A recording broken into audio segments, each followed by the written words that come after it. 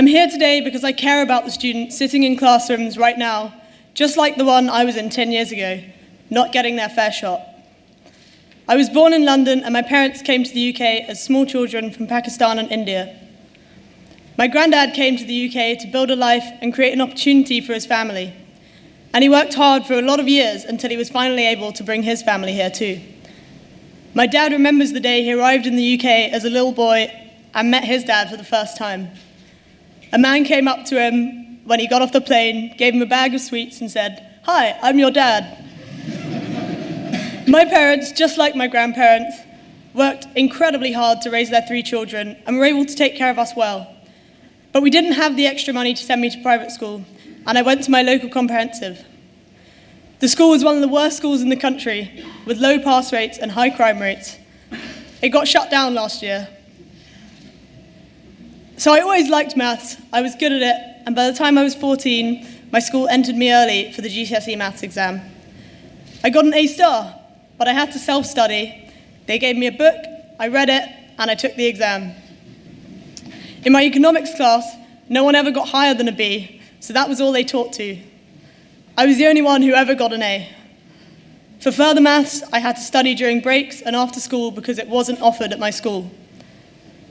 I'd always been that maths and tech person. I was never particularly engaged in politics. Then in 2016, everything got a bit crazy and a bit more interesting, so I decided to dive right into the middle of it, and Renew presented me an amazing opportunity to do exactly that. Some people have called us crazy. They really should have seen us coming.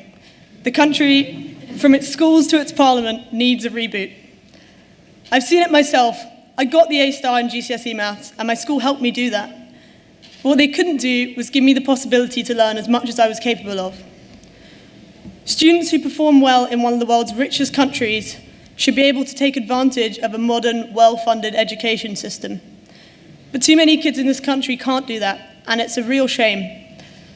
To me, that lack of investment in the young is typical of politicians who have gone rogue and all too often look out for themselves instead of the people.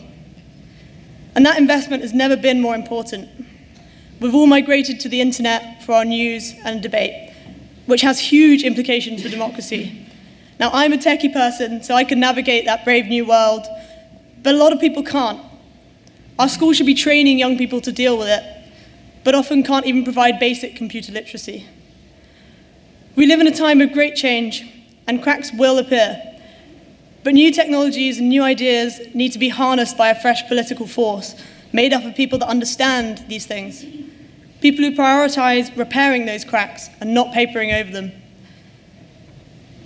That means getting people like me and people like you involved in politics at the highest levels.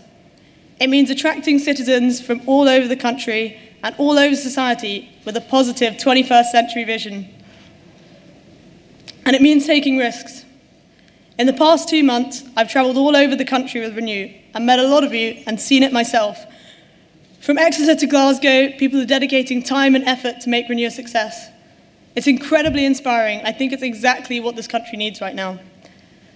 All of it's convinced me we're a wonderful country, but our politics is shut down and it's taken everyone with it. So let's reboot Britain together to give everyone a better, fairer chance in life.